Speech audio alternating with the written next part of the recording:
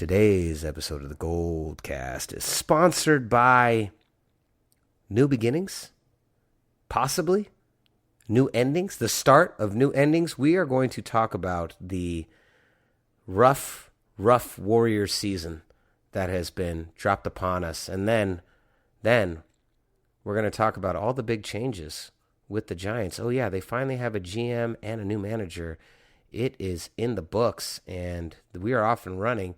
Today, returning once again, our favorite esteemed co-host, Candlestick Will, is in the building. We're going to get in. Before we get started, why don't you let them know, Ray, where can they find us? You can like us on Facebook.com/TheGoldcast, and you can also follow us on Twitter at @the_Goldcast. And don't forget to subscribe to us via iTunes, YouTube, and Stitcher, all under the same moniker of The Goldcast. Be sure to leave a comment too. That way, if you have some thoughts, we can certainly interact with you, and we'd love to do that. So stick around, get notified. Oh yeah, the comment section on YouTube has been fire. All right, Raymond, where can they find you? I'm on Twitter at Rudy Solis and Instagram at Rudy Solis1. Candlestick Will, where can they find you? Just go to Twitter at Candlestick Will. Yeah, and you can find me on Instagram at Rudy Solis 3 and Twitter at Rudy Solis 3RD. Here we go.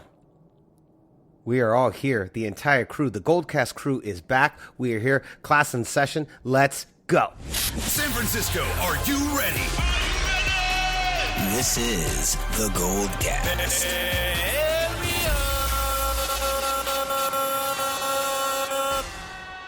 Boom! Welcome to another edition of the Goldcast. We are the voice of the Bay. I'm your host, Rudy Solis III, and with me is my brother, my co-host, Raymond Solis the first, baby. And our esteemed co-host, Candlestick Will. Boom! Yes! Let's go. All right, guys. Let's, man, there's so much to catch up on. Welcome back, Candlestick Will. It's been a long time. How have you been, my friend? I'm doing good. I'm doing a lot better than all the teams in San Francisco this week.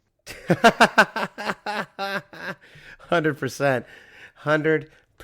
We missed you. We're glad you're back on. It was a funky week there with the holiday, Halloween, but you are back and we are here.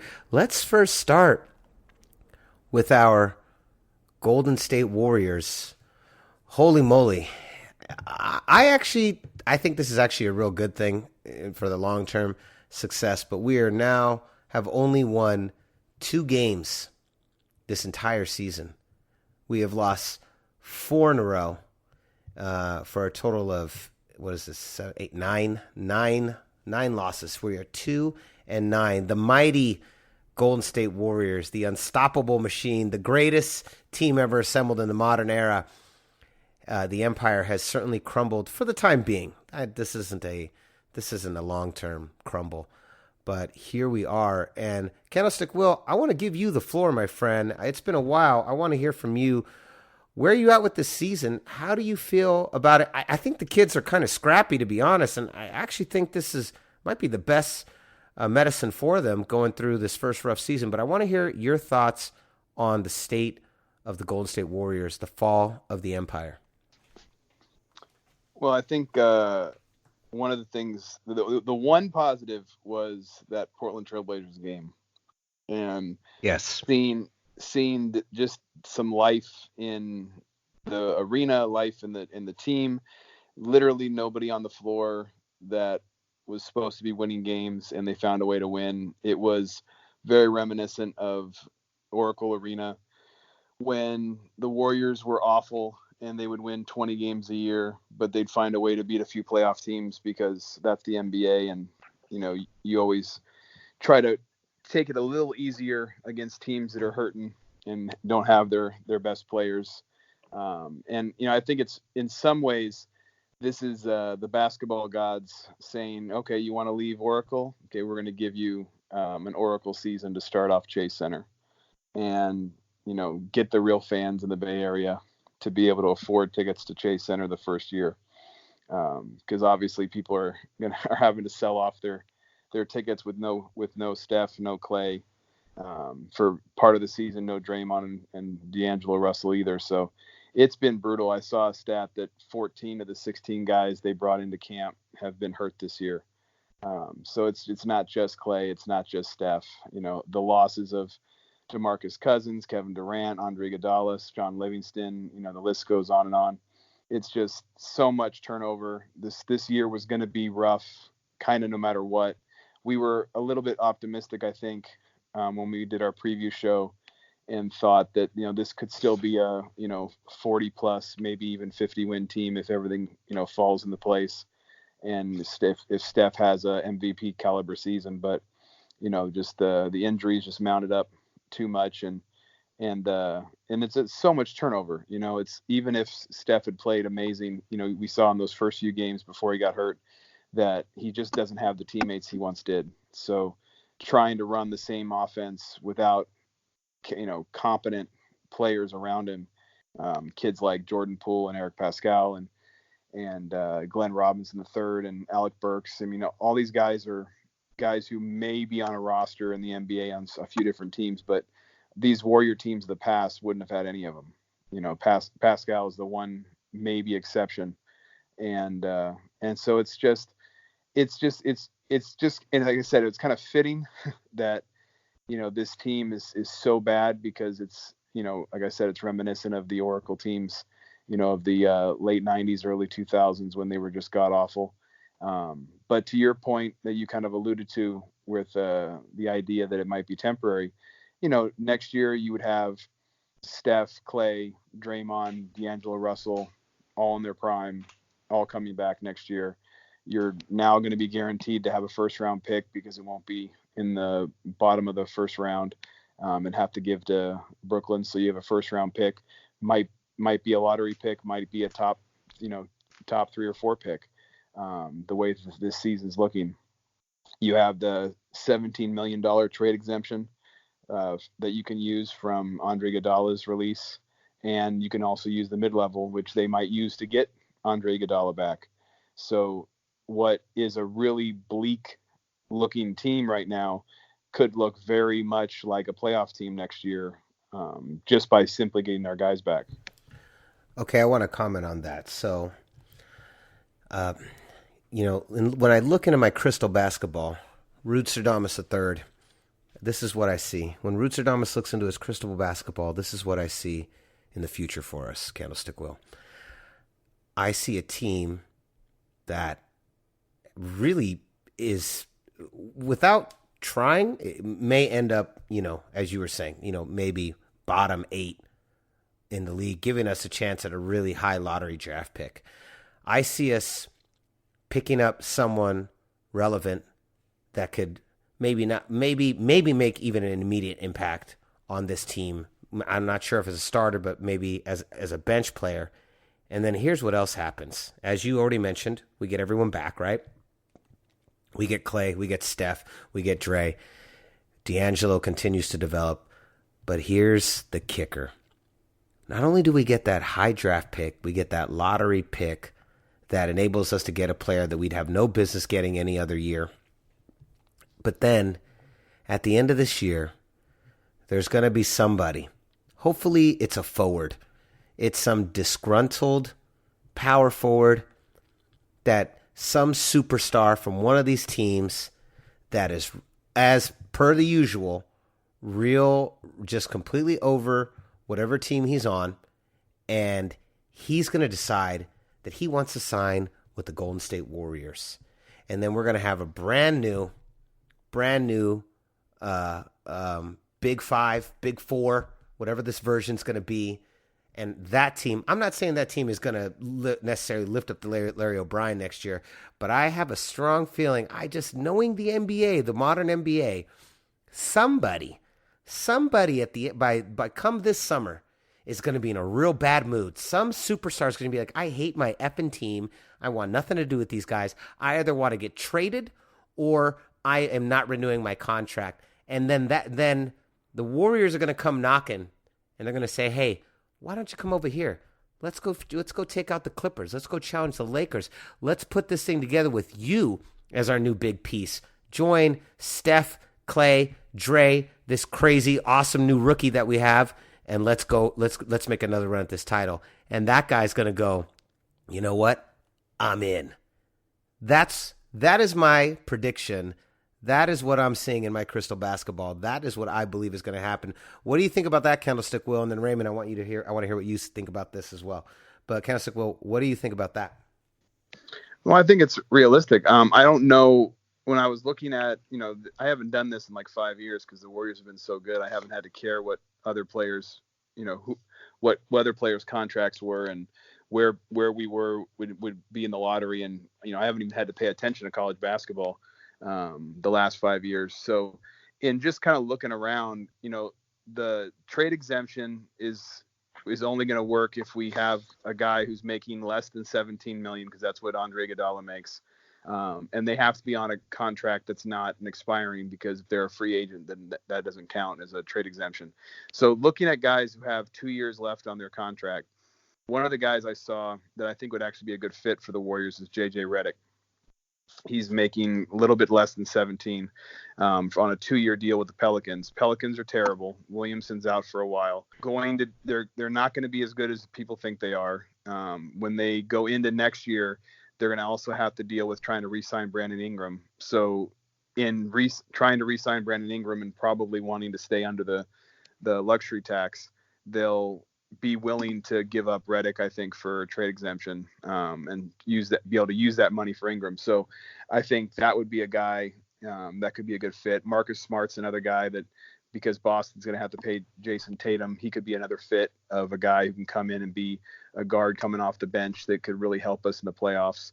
Redick's very fearless when he's in the game in the playoff atmosphere. He's not afraid to take a big shot. Marcus Smart's the same way, with a great defense in his case. So to me, one of those two guys might be the right ad for that trade exemption. And then, like I said, Andre Iguodala could very easily come back at the mid-level. And if you do that, then you have a starting lineup next year of Curry, Russell, Clay, Draymond, and Kevon Looney. And then you'd have a rotation with Redick, Iguodala, and Pascal, already in place. And then you have your first round pick. And, it could be this kid Wiseman in Memphis. It could be a kid like Cole Anthony, who's, apparently the one of the best point guards in the draft. That even though you have Russell and Curry, if you just take the best player, you can kind of let the pieces fall after that. Or like you said, go after a big. They can always get someone like a Robin Lopez with a vet minimum. At that point, if they want to get a big, they could probably bring back Cauley Stein or Marquise Chris for a vet minimum contract. So, they're going to suddenly be a team where the players that are currently playing right now, maybe only 3 of them are even in the rotation next year. Because it'll be like, Russell, Green, and Pascal might be the only guys actually getting any playing time next year. So it could look like a very different team that is still relatively young, because Curry, Clay, and Draymond are all still, in the middle of their primes. Kevon Looney's young, D'Angelo Russell's young. So even going after someone like a Redick or a Smart, or going after Iguodala again, even though those are veteran guys, that's also what a playoff team needs. So I look at it like that could be a way of kind of, fast forwarding the quote unquote rebuild, because I just think it's more about kind of a reload with this 1 year off. The best thing in a silver lining way of what's going on now is that Curry and Clay have played 5 straight years of playoff games. They need the rest. Draymond Green's not going to play 82 games this year. He, might have some load management games and be more of a coach on the sidelines. It sounds like that's kind of what he's doing at practice, is trying to be a leader and help these guys learn. But, Amari Spellman's not a long-term answer for this team. Alec Burks is a guy who they probably will trade mid-season, because he should be a rotation piece on a playoff team, a guy who can get buckets. He's certainly doing a good job of being a good veteran piece for this young Warriors team, but he's not a deal breaker in any kind of a move. I mean, he's not a guy that they have to keep. Even someone like Cauley Stein might be someone they move if a playoff team is interested.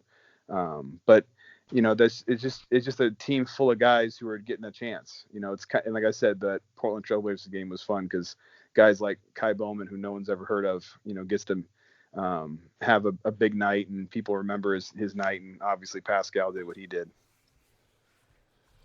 So Raymond, what do you think? What are your thoughts on this season? Do you see this season as really, honestly, the worse we are, the better it might end up being for this team in the long run in terms of draft position and then rebounding in the summer? What do you think about that? I think it's totally plausible. With the trajectory they're going at right now, I mean, they look really bad, and it's I didn't think it would be this bad, but once Curry went down and Draymond was dealing with an injury, I was like, oh, these guys, the rookies are going to get a lot. The good news is the rookies are going to get a lot of playing time. And Eric Pascal, I like Eric Pascal. I think he's played well given the circumstances, and he's, under that coaching staff, he's only going to get better. And he was the one draft pick I saw that really kind of had me intrigued, because he's like, he could be a Draymond that can score if he really taps into his ceiling. Whether he reaches that ceiling or not, remains to be seen. But so far, he's been putting up points. And DAngelo Russell is he's great at scoring, and that's about it. He puts so much energy into scoring and dribbling the ball that he's got nothing left for transition defense at all. So it's no wonder that he's a one-trick pony. Whether and with the way the Warriors are constantly playing from backup, he's not going to be really too encouraged to work on anything other than his scoring ability. And by the time Curry and Clay get back and are able to get into rhythm with Draymond, I think the season's going to be probably too far out of reach, just because it's basketball takes, even though it's 5 guys, it's smaller, it requires less team cooperation than, say, baseball or football for that matter. But it still takes time with that length of season to really gel, no matter what system you're running. And the Warriors run, one of the more balanced systems in terms of ball distribution and shot opportunities. It's really designed to be spread around the floor so that you don't you can't double team guys. And if you do, then you leave another guy open who's still capable of making the shot. We don't necessarily have that squad this time around. It's really to me, the scoring's going to come from Russell and Pascal right now. And Pascal has proven that he's got the ability to put points on the board. That'll, of course, change once the starting roster gets its 3 All-Stars back together on the same court. But as far as next season goes, yeah, I think that'll be great. The Warriors seem to do a pretty good job of drafting for the most part, obviously, with the 3 complete, grand slams with Curry, Clay, and Draymond. And some of the other guys have been great. I think Kevon Looney's great despite the hip issue. I didn't think he would actually make it back from that, but the fact that he did and was able to play high-level defense the way he does, I thought was definitely a testament to the coach's ability and their ability to evaluate talent and get some good quality guys in here, despite what kind of injury baggage they might be bringing with them. But as far as, your take on the draft thing, I mean, it's a long season, so it's like, we got to have something to look forward to. I suppose at this point it should be a high draft pick. High draft pick, free agent, or big free agent signing or trade. Again, same thing as you, Candlestick Will. I don't really know the landscape. I don't know what contracts are coming up in the summer. But as we've seen in the modern NBA, it doesn't matter what your contract is. If someone wants to get out, you know what player I want this kind of player, but it's just one guard too many on the Warriors. But I would want someone that has like the fire and the grit like a Victor Oladipo. That's the kind of guy that the Warriors need. Some guy that is he's just so hungry. He's gone through such a metamorphosis to create the body that he has and to put himself at the level that he has. Unfortunately, he's had a couple injuries that have really hampered his ability to take the Pacers to the next level. But that's the kind of guy that when I think of who the Warriors need to add to this team, maybe not him specifically. Again, it's just one guard, possibly too many. But Victor Oladipo is the psychological makeup of the player that I think if they added that guy conceptually, they found a guy with that kind of drive at forward, maybe even center. I don't even know who that would be. I can't even think of who that would be. But at forward, if they had someone like that just had just so much grit and grind and was willing to go to the levels Victor Oladipo has gone in the last couple of years to really elevate his level, both physically, mentally, as a player, and physically and technically, not only not only physically in terms of the metamorphosis his body's gone through, but also just at his ability and level of play as a basketball player. That's the kind of guy that I would love the Warriors to grab in the summer. Someone like a Victor Oladipo, but probably at forward. What do you think about that, Candlestick Will? Yeah, I mean, I think in a lot of ways they have that in Russell. I know they're different players, but Russell's been on 3 teams now. He chose the Warriors over the Timberwolves and other teams that were interested in him when Brooklyn was looking to move him. So I think he is, pretty hungry to be kind of what you were kind of describing with him. A guy like a Bradley Beal was someone I think every playoff team was kind of hoping would fall to them in that vein of a team that was struggling that might look to move guys to kind of restart. The Pacers, because Oladipo has been hurt a couple times and they haven't really been able to get out of their own way with injuries. They might decide to hit the reset button. Teams are always, one big trade away from doing that. So if they struggle this year, maybe they do something like that. Obviously he's their franchise player at the moment. But there's always going to be guys like that. Kevin Love is playing for Cleveland in a situation where he's not going to win for the next several years. Maybe he's someone that is all of a sudden on the table. Some of the guys with bigger contracts, we wouldn't necessarily match up well unless we did give up Russell. But if we give up Russell for a guy who could also be an all-star, then it might be depending on the player, it might be a better fit for, our 3 main guys with Draymond, Steph, and Clay. So yeah, I'm hoping that at least Curry, if not Curry and Clay, but at least Curry can come back sometime this year so that him and Russell can get a second chance to, kind of work together. I think, the idea that someone as inept as Rick Bucher could suggest that Steph Curry is going to sit out the year because what's the point of coming back just shows his ineptitude as a reporter.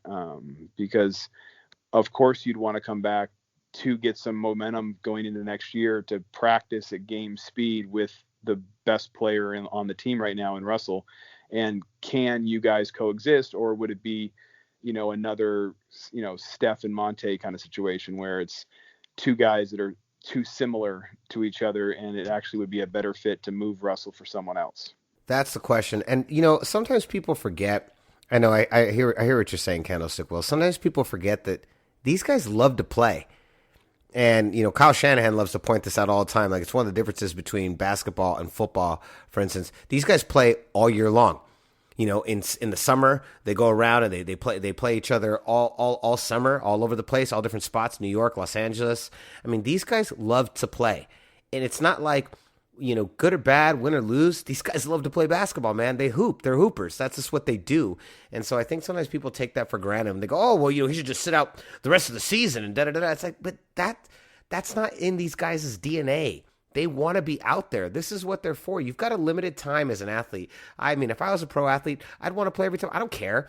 I just want to get back out there. I also believe that no matter how bad this team is, that Steph Curry believes his return would make an immediate impact. And if DAngelo Russell can get his licks in and really kind of continue to play the way he's been playing pretty well, and if Curry come back out there, there's no reason they can't have a nice little run at the end, at least end the season with some dignity. That's completely in play. I don't think that's out of bounds at all. Ray, what do you think about the idea of there being like a Victor Oladipo like player on the Warriors? What do you think about that?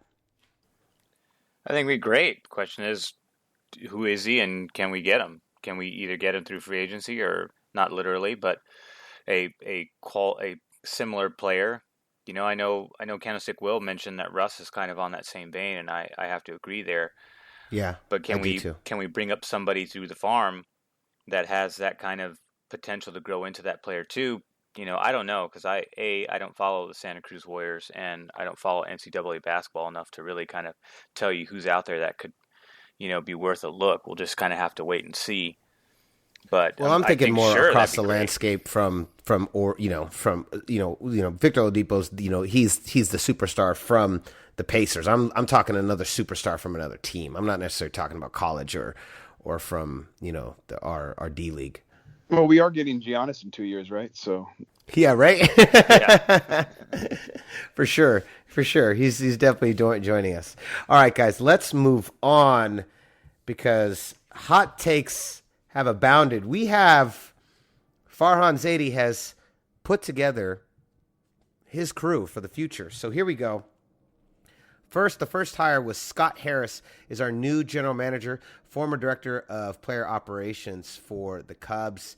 He was promoted assistant GM in 2018 and is now the general manager of the Giants. Dad grew up a Giants Cubs fan. Mom grew up a Giants fan.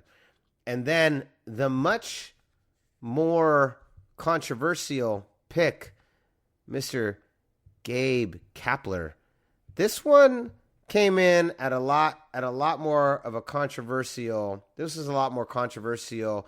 Candlestick Will, why don't you break down for the people what was so controversial about Gabe Kapler? sorry, it took me a second. I was vomiting in the corner when you said his name. So the the Crib Notes version or whatever, try to make this as simple as possible. But in 2015, when he was in charge of the minor league system with the Dodgers, there was incidents with a 17-year-old girl getting sexually assaulted, and 2 players were involved. And there's, conflicting reports, as there always are, with what went down and what happened. From some reports, including Terry Francona's son, who worked for the Dodgers at the time, and wrote a piece in the Washington Post about his memories of the situation. There was a suggestion that there was hush money offered to the family to not go after the players. It's also been reported that the family did not want to file a police report. So, there's with conflicting reports, it's kind of, what's the source, who's saying it, why, how are they saying it, why are they saying it? Is there a reason? It sounds like from Francona's point of view, who was someone, in the know in that, at that time, he was under the impression that Major League Baseball and the Dodgers were kind of trying to sweep it under the rug and not make it a big deal. And anytime someone's assaulted, it's a big deal. Anytime it's a young female, it's even more of a big deal. And when they're underage, it's even more of a big deal. So the number of different red flags in that incident is pretty damning. And what makes Kapler such a big part of it is that when it happened, the family approached Kapler about it because he happened to be, the man in charge, kind of in the umbrella of the Dodgers through the minor league system. So he has said that he kind of went up the chain and told the Dodgers, here's what's going on. But it seems like that's not necessarily what happened, at least in the timeline that it should have been. Instead of it being immediately, addressed and the focus being on making sure that the young woman was okay, and that if something happened that the players were dealt with, it seemed like the Dodgers and Major League Baseball were just trying to pretend that it didn't happen. So that's pretty typical, unfortunately, for all of pro sports and all pro sports teams. Nothing I'm even saying is suggesting that the Dodgers are, the only bad team out there, because clearly the Giants have proven that even with all that on Kapler and therefore Zaidi, because he was part of the Dodgers at the time, and he was involved in that, in those conversations about what we should do and all those kind of things. when he was with the Dodgers at the time as well in 2015. So, both are taking a lot of heat right now because, there's a lot been reported in the last few months about, here's what really happened and here's what's really going on. And for the Giants to basically look the other way and say, even despite all that, we think this is our guy. It seems like not only bad press and PR and, a bad look, but it throws into question, what's their focus? Because what happened with Larry Baer last year, with the incident that got him suspended for a few months, is proof to me that the Giants are ultimately going to put what they think is the best chance to win over what is the right thing to do. Larry Baer, has shown a lot of contrition for what happened with him and his wife in public and got caught on TMZ and all that stuff. And there's no proof that has happened other times. So, the fact that it might just be the one incident is one of the reasons that the Giants felt compelled to bring him back after the 3-month suspension that MLB gave him. But here you have last year that happened. At the beginning of the year, you had the Charles Johnson, promoting racist, programming on the radio and saying, "Oh, I didn't know that's where my money went. I'm not racist. Don't worry." So you've got all this bad PR from owners, from people in the front office, and now from this new manager. And to go from an era of Bruce Bochy, who's the greatest manager since John McGraw in team history, and had all the positive PR you could possibly have for any manager, and to go from that to this just seems like it's a not only a huge risk, but it just seems completely unnecessary. There were so many qualified candidates they could have gone with, and to choose Kapler just seems like a huge red flag. Raymond, what are your thoughts? Well, I didn't know about the incident prior to his hire, and I didn't read some of the articles that you mentioned, Candlestick Will, so I don't know the timeline of how things unfolded and how it went. I just listened to the press conference, and I listened to him speak, and I heard all the questions, and sure enough, like half the questions had to deal with that incident, and the other half had to deal with baseball. No surprise there. To me, the impression I got was that he passed up the information up the chain of command as you're supposed to. As to how soon he did that, I don't know. I don't know what the limit, the time frame was between when these families contacted him directly and when he actually gave it to the chain of command. But coincidentally, Farhan Zaid was his boss during that time too. So that was an interesting dynamic that I didn't know about. I was like, so not only was there this controversy that he was involved with, well, he wasn't directly involved with it. Players were involved with this. Minor leaguers were involved with this, and he was responsible for taking the information and passing it along. And he did what he was supposed to do according to their statements in the press conference and what other people were saying on the commentary side of things, that he did what you're supposed to do in that situation. Whether you're supposed to do more and report it and what not, that I don't know enough about it to comment about it. That to me wasn't the red flag. To me, I'm going to stick to baseball in this part because that's what this hire was about, and I hope those victims get justice and seek justice all they want. But as far as the other side of the coin goes, the baseball side of it, to me, I just don't like the hire because I think he's too young, I think he's too inexperienced, and I wanted a catcher. You know who the Phillies hired right after him? They hired Joe Girardi, who hadn't had a losing season in 10 years. I think he had one, and he was the only manager to win Manager of the Year in a losing season. But other than that, he's got a winning record, and he's a former catcher. Just because they make the best managers, in my opinion. And I've talked about this a couple times on the show. And so to me, I see a highly analytical guy. Farhan Zaidi is highly analytical. He likes those advanced analytics, which baseball greatly leans on these days, more often than it probably should in a lot of cases. And that kind of hurt him during his stint in Philadelphia. And whether he's learned to curb that, he said he has in certain regards, and to be more and to allow the players a little bit more instinct come into the decision making during games and live play versus lean on analytics and percentage chance to dictate the chess moves, remains to be seen. And he said he's going to lean on some of the veteran players to help him understand what the team needs are as far as offense and defense goes. I think from watching these past 3 seasons, it's pretty evident what the team needs. It's just a matter of whether they can get those players in there. I thought Farhan Zaidi made some good strides on those young players that could develop into the pieces that we need to fill in those voids.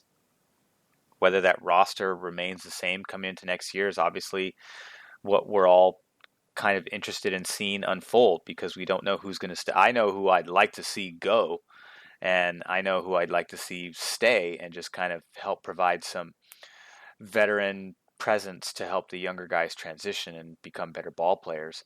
Whether that happens or not under Kapler's tenor is just, I just don't know.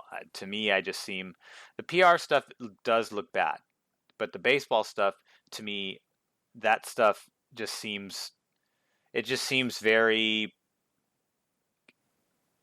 I guess, it just seems too inexperienced for me.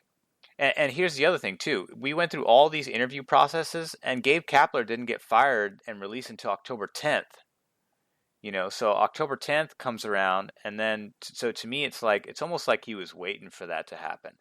And he kind of had his eyes set on Kapler from the get-go and was just kind of doing due diligence until Kapler was going to become available. At least, I'm inferring and theorizing. I don't know for sure.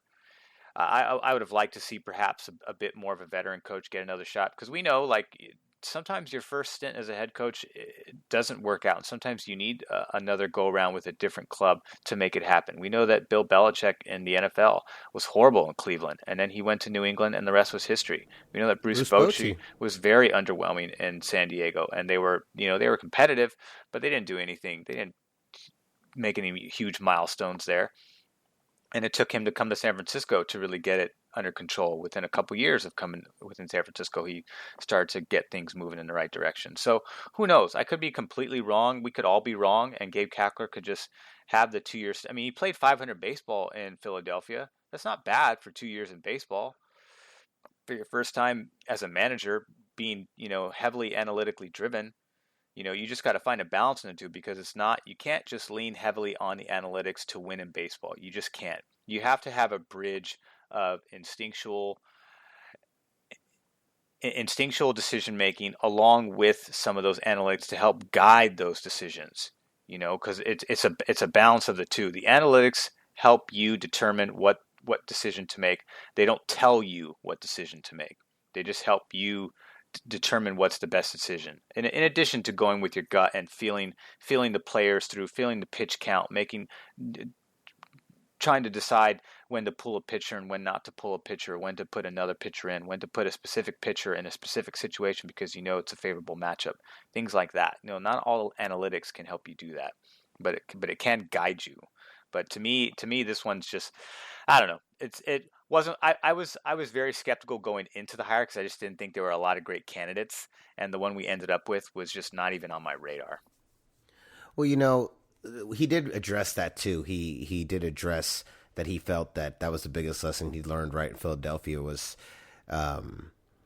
he felt like he had to figure out how to incorporate analytics with his in-game strategy without eroding the confidence of his players. And he said, sometimes a confident player is a better baseball player. That outweighs the strategic advantage you get of calling just the right pitch at the right time. And we see this as a constant struggle. This is a big thing that happens across baseball. We've seen it basically wipe away 2 World Series opportunities for the Dodgers, much to our happiness and much to their chagrin. And I don't know enough about this guy at all. I do agree that I wanted a catcher as well. He was an average ball player, but what you do in the majors has no indication on how well you're gonna manage. AJ Hinch took the Astros to 2 World Series, and he was a subpar catcher for the A's. So it's hard to put much stock into his career as a player. The Yankees manager was an outstanding player and ended up being an outstanding manager. But it's just a coin flip. As far as to whether that can help him become a better manager or not. And I think the other big part, the other big elephant in the room, which we've touched on, but I think probably more than anything, the biggest determining factor of him being on this team is the fact that he worked with Farhan before in LA. And I think more than anything, that was, it's the devil you know. And I think more than anything, that probably had the biggest impact on his hiring. Again, I'm just hypothesizing. I have no inside information onto how the inner workings of our baseball club move at this point. But I think more than anything, Farhan's previous relationship with Kapler in Los Angeles probably had the biggest impact on his hiring. Candlestick Will, any final thoughts before we roll? Yeah, just that it does feel like a little bit like a pendulum, because as bad as the Gabe Kapler hire looks, the Scott Harris hire actually looks pretty brilliant. Oh yeah, we didn't even touch on that.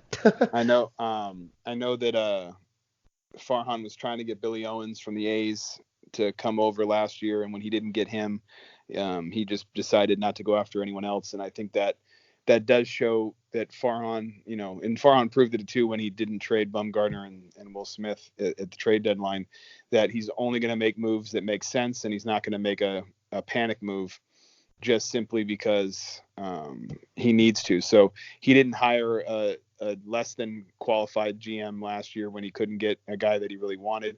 And then doing this process, trying to get a GM this time around, he got, rave reviews from Jed Hoyer and Theo Epstein in Chicago about how good Scott Harris is. And, he's got a pretty incredible backstory, and the fact that he had no connections in baseball, wrote a letter to every single team, then a chance meeting with Al Rosen, who's a Giants legend at this point, got him into baseball, and he got him an internship with the Nationals, and the rest is history. And his work in Chicago was considered top notch, and so he's all of a sudden this 32-year-old GM kind of returning home, Redwood City born, and he seems like he'll be a perfect fit. And I was kind of joking before we jumped on here that if this Gabe Kapler thing ends up blowing up in their face, and then it's very possible that Farhan and Gabe Kapler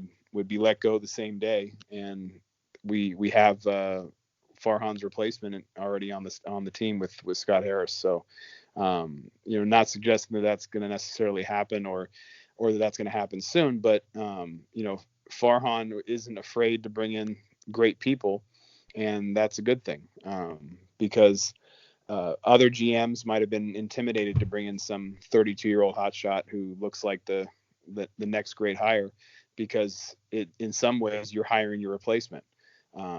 But at the same time, if you're comfortable enough in your own decision making and your own abilities, you're not afraid to bring in guys who are smarter than you at some things. And with Scott Harris's background, it seems like the things he's been great at with the Cubs and other teams is going to really help the Giants. I'm very excited about that hire too. The kid seems sharp. Obviously, what the Cubs have done this decade and the last 5 years, and working under Epstein. Epstein is practically the Jerry West of baseball at this point.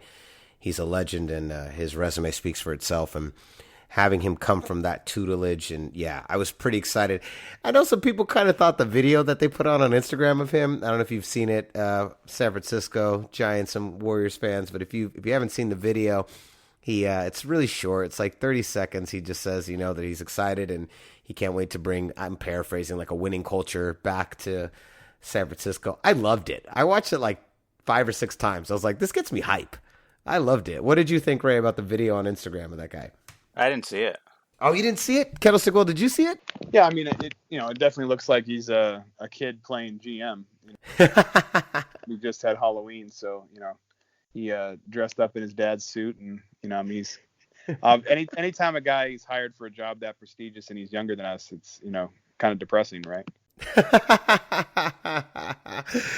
I'm excited about the hire. Raymond, final thoughts on the hire before we roll. We need to get younger. And I think getting younger on the field is one thing, but also getting younger in the office is a part of it too. As much as it seems like something like that would be irrelevant, you'd want someone with more experience. But getting fresh perspective on the front office end of a sports team is also needed, especially when you're in a rebuilding phase, in my opinion. Yes, absolutely. All right, we will be back later on this week to discuss 49ers and Cardinals. They're coming to Levi Stadium. Cannot wait. We'll get back on our 49ers track, but it was wonderful to talk some Warriors and the new look front office Giants. And hopefully this does lead, gentlemen. Hopefully who stumble in their first big hire. So well, maybe let's say home run with Scott Harris, stumble with Gabe Kapler. Let's hope it evens out and we get a decent team out of it. That's the hope, I think. If he wins, everyone will forget about this. 100%. So concludes another edition of the Gold Cast. We are the voice of the Bay. I'm your host, Rudy Solis III, and with me is my brother, my co-host, Raymond Solis I, baby. And our esteemed co-host, Candlestick Will. Yes. Boom. We'll see you next time. Same Goldcast time, same Goldcast channel. This is the Gold Cast.